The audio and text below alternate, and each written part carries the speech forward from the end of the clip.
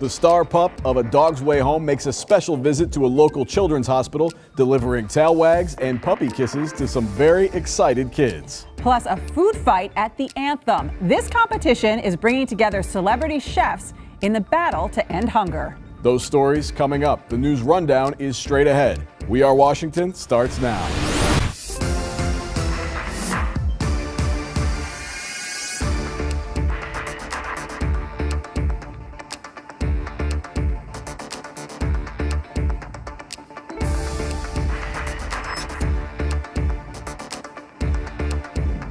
Welcome to We Are Washington. The star of the new movie A Dog's Way Home finds her way to D.C. and into the hearts of young patients with a special visit to Children's National Medical Center. Coming up, we'll hear from screenwriter W. Bruce Cameron about making the movie and how its unlikely star went from being a stray dog in Tennessee to landing the role of a lifetime in Hollywood. It's a real-life story as inspiring as the movie itself. And later, it's the heavyweight championship for DC's top chefs as they battled it out live on stage at the 15th annual Capital City Food Fight. We'll bring you all the delicious results from the annual fundraiser established by Chef Jose Andres that brings together the stars of the culinary world to duke it out for a great cause. That's all coming up, but now the news rundown. New hope on Capitol Hill in the battle for statehood as Representative Eleanor Holmes Norton introduces H.R. 51, a bill to make D.C. the 51st state. At a press conference with Mayor Muriel Bowser and D.C. Chairman Phil Mendelson, Congresswoman Norton said her bill to make D.C. a state has more support than ever in the new 116th Congress. It has already, that's on the first day, 155 original co-sponsors. Let me tell you what an original co-sponsor is. Now, an original co-sponsor is somebody that says there is no difference between Eleanor Holmes Norton and us. We stand with her. More than 700,000 residents of Washington, D.C. have elected us to represent them and to execute our laws. And we know that we can fully achieve that by becoming the 51st state. Statehood supporters argue that the district pays more federal taxes than 22 states and has a larger population than 2 states, but doesn't have true representation in Congress. The bill would give the new state 2 senators and at first 1 House member. Well, love is in the air despite the partial federal government shutdown. Mayor Muriel Bowser signed the Love Act, which authorizes her to issue marriage licenses, enabling couples to marry in the district. Like Americans across the nation, we deserve a functioning government. We are stepping in where federal courts had discontinued issuing marriage licenses. During the federal government shutdown, D.C. Superior Court does not issue marriage licenses because the Marriage Bureau is considered non-essential. As a result, couples were scrambling to postpone their big day or hold a second wedding in Maryland or Virginia. Lawmakers are also considering passing a permanent version of the Love Act. If you've noticed your water bill going up, you're not alone. Now Mayor Bowser is launching a program to relieve some residents and nonprofits from increasing fees. Over the last decade, D.C. Water has increased fees for the Clean Rivers Impervious Areas charge to fund a $2.7 billion project aimed at cleaning up the Potomac and Anacostia rivers. Mayor Bowser is now setting aside $7 million in a demonstration of both the importance of these restoration efforts along with the burden the added fees may pose to some in the district. To see if your household or nonprofit organization is eligible, visit doee.dc.gov and search CRIAC Relief. Residents of the Bellevue community will soon be getting a new fresh food market in Ward 8. Mayor Bowser broke ground on good food markets located at South Capitol and Atlantic Street Southwest. The grocery store is part of a mixed-use development that includes affordable housing and commercial spaces. This project really embodies what people tell me they want all over the city. They want great quality housing and they want space for local retail that's going to offer fresh food. The Good Food Markets is expected to open in late October 2019. D.C. has a new sister city. Mayor Bowser signed a sister city agreement with the mayor of San Salvador during a recent trip to El Salvador. The agreement establishes a cooperative relationship between the two capital cities to further economic and youth development, public safety, and more. It was a day for second chances as the first class of returning citizens graduated from a new paralegal fellowship program. The Mayor's Office of Returning Citizens Affairs Paralegal Program provides graduates with full pay, one-year fellowships at some of the largest and most well-regarded law firms in the country. Driver's license forms and basic business licenses are just two of the many government forms being redesigned as part of the district's Form-a-Palooza. Mayor Bowser hosted the Public Engagement Forum to give community members a chance to work with design and behavioral science experts to rework several high-profile D.C. government forms. Red Truck Bakery owner Brian Noyes shares his story of leaving the big city to follow his passion for baking in the most recent Q&A cafe with Carol Joint. Noyes just released his highly anticipated Red Truck Bakery cookbook and counts among his diehard fans President Barack Obama. Okay, a lot happening this week, but we do have a time for a short recap. Let's start right where we left off with Q&A Cafe and Brian Noyes. How about that? I'm really looking forward to seeing this show because it intrigued me that President Obama, you know, that's like his favorite pie maker. So this inspired me to do some research. So I had to go look at the menu and I discovered that he makes a Kentucky bourbon pecan pie with chocolate. So I've decided that that's probably how I will break my resolution and try that. Definitely, yeah. You always learn something new with Carol Joint Q&A Cafe. Always doesn't matter who the guest is, and she has a lot of great guests. So that's always something to check in on because you always get something out of those interviews for sure. Second, moving on to the Clean Rivers Fees story that we talked about. You know, this is really an important story and an important thing that the mayor is doing because these projects are important. They're important to fund, but you also have to keep in mind the people who are, you know, paying water bills every month, who are funding these projects. That's a really tight squeeze on them sometimes. So, you know, as important as it is to take these projects into consideration, it's important to think of the people who are living on a tighter budget, who don't have the extra money as those fees keep on increasing. So while you want to keep stormwater and sewage water out of these rivers and you want to clean it up for everybody in the district, you want to make sure that, you know, you're taking people along at the same time who would fall behind on those bills. So that's a very important thing. Yeah, great story. Yeah. Finally, moving on to our last item, sister cities. Yeah, I was very excited. This is Mayor Bowser's first sister city agreement. Yeah. As we mentioned, it's with the capital city, San Salvador. Right. And it's interesting what she mentioned is, you know, one of the reasons she was interested in this particular sister city agreement is because here in D.C. we do have such a large Salvadoran population. Right. And it's great to add a new one to the list. All right, well, don't go away. The star pup of the new movie A Dog's Way Home makes a special visit full of tail wags and doggy kisses to Children's National Medical Center. Plus, later in the show, some of the local restaurant industry's top chefs are having a food fight.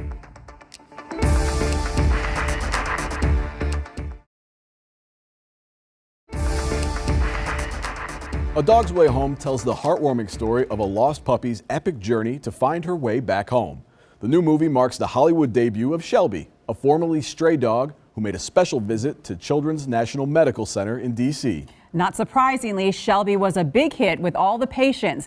And as we learned, her real-life story is just as inspiring as the movie. Take a look.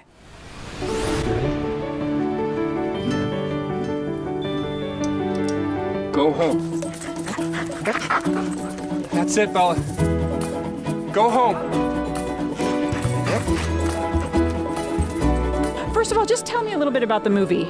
Well, the movie is the story of Bella, played by Miss Shelby. Bella is classified in Denver as a pit bull, and she doesn't look like a classic pit bull, but it turns out the way the law works in Denver, a pit bull is a pit bull if someone says it's a pit bull. So they're illegal in Denver, so she's sent many hundreds of miles away temporarily, but she doesn't know it's temporary. So she jumps a fence to make her way back to Denver to be back with her person. And that's through the Rocky Mountains, some of the most treacherous territory in our continent. And it takes her a couple of years. but she just feels that pull of the invisible leash of love dragging her back, pulling her back to be with her person. I think what resonates, especially right now, is that people want a joyous, uplifting, fun, family movie that's about love. It's about spirituality in terms of the connection that a dog feels with people. And so, you know, you go to a movie with a dog in it, you know it's going to be that kind of movie. Right, right. And tell me about a little bit about the process of movie making with a dog. What is that experience like? Do you think that Bella, or actually Shelby playing Bella, do you think that she enjoys the process of movie making? Oh, there's no question. And remember, Shelby started out as a dog living in a landfill in Tennessee. And we flew down, Catherine and I flew down to meet Shelby and wound up saying, this is the dog. We gave Shelby to a trainer, and Shelby learned how to be Bella.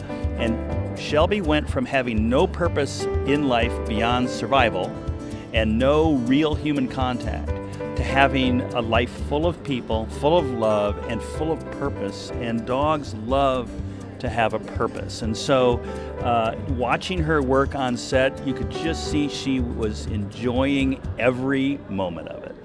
And what a great message about rescue dogs. Oh, absolutely. Rescue dogs can do anything. And we need to recognize that. There are so many dogs out there that need homes, and they are abandoned and lost through no fault of their own. We took over dogs' lives. We feed them, we train them, and we abandon them. And we, unfortunately, some people abuse them. That's all on us because they can't live in the wild anymore. It's not like you could open your back door and say, go be free. Right, right. They're dependent upon us, and we owe it to them in return to take care of them. Right. Well, it's a great story. I encourage everyone to see it. And Miss Shelby, Oscar's right around the corner. Yeah, I don't think, yes. For your consideration. For your consideration, exactly. I don't think Lady Gaga has anything on you. No. Thank you guys so much. Oh, thank you so much.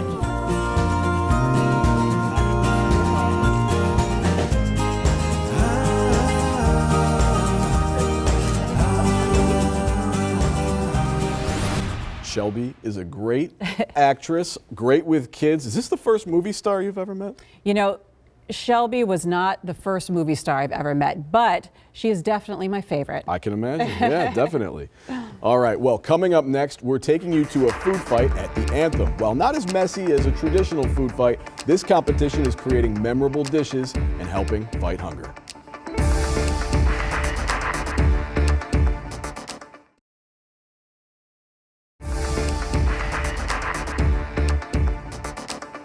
It's called a food fight, and while food wasn't literally flying, there was a fight to raise money for a good cause. Celebrity chefs, along with thousands of spectators, packed the Anthem, supporting DC Central Kitchen's mission of fighting hunger, and watched some of the very best in the local restaurant industry battle for the night's top recognition on stage.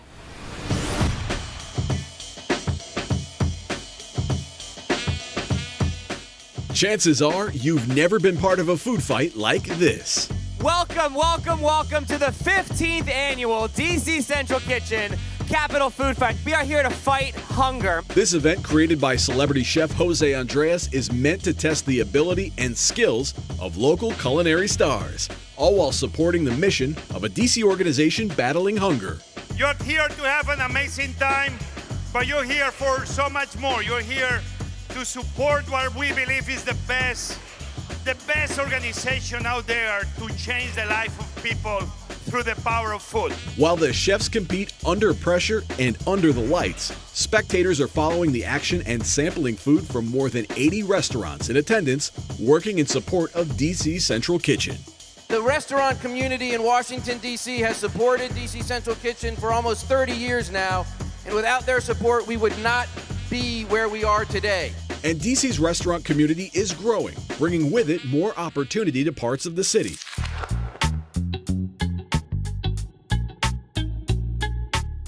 Let's just think about where we can put great food and restaurants and people working in all 8 wards of Washington, D.C. It's fine to build a great city and wonderful prosperity, But it's even better when more Washingtonians are participating in that prosperity. Participating in tonight's challenge, celebrity guests and judges prepared to render their verdict on who reigns supreme in the district's culinary scene. 4 battling chefs, several rounds, 1 awesome stage, and 1 fight against hunger. Ladies and gentlemen, Tom Colicchio, David Guas. Let's hear it for Richard Owen, Mr. DC. Let's hear it for Ryan Zimmerman, Jennifer Carroll. Let's hear it for Andrew Zimmern. Chefs, All right. are you ready? 10 minutes on the clock. Hey! Go! Hey, hey! Contestants raced across the kitchen stage as time ticked off the clock, occasionally updating the audience on how their dishes were shaping up. Tom calls a Thai coconut milk-based soup. We have shrimp shells, lemongrass, chilies, galangal. I'm gonna put a little crab in and finish it. We're gonna make a white squash curry. From there, the chopping, stirring, cooking, and the final presentations happen at a frantic pace. So what are we doing here, Chef?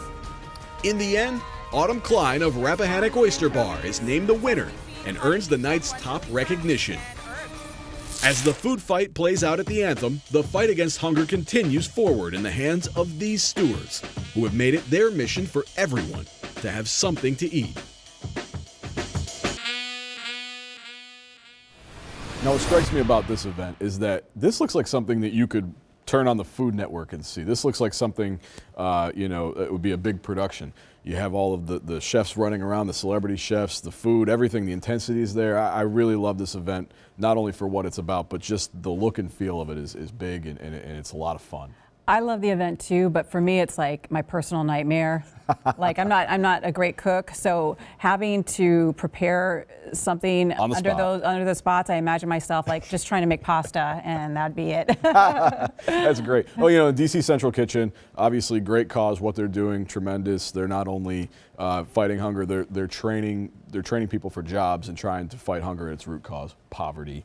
And also they're big into sustainability. They want to buy local foods, buy from local growers. So really great mission that they have too. Well, that is all the time that we have for today, but we do have time for one last thing.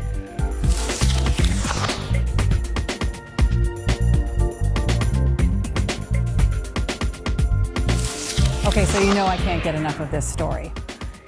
A Dog's Way Home. Of course. Okay, I've been talking about it constantly, Yep. but I just wanted to tell you a few follow-up things because, Shelby, the star of the movie. Listen, I could hear more about Shelby. I could hear about Shelby I've got all a lot day. more to Shelby's tell you about great. Shelby. Yeah. Okay, so Shelby, as we referred to, was found at a garbage dump Right, in yeah. Tennessee. So the producers, it was really important to them that they use a rescue dog Right. in this role. So they went to Tennessee, they auditioned Shelby, and the trainer said they could tell right away that she had the perfect disposition. She was very trainable, very loving. So, she has a true Hollywood success story. Wow. But the story doesn't end there. Okay. Because now Shelby is being trained to be a therapy dog. Really? Which, So- when you look at the video, you can see that that's a perfect fit. Right, yeah, she looks like she did really well with the kids that day. Yeah. So she's starting her second career past acting. Exactly. She's moving on to fulfilling her role as a therapy dog. Aw. And that's not even the end of the story. This is That's like not even the end of the 3 story. for I one have last one things. more.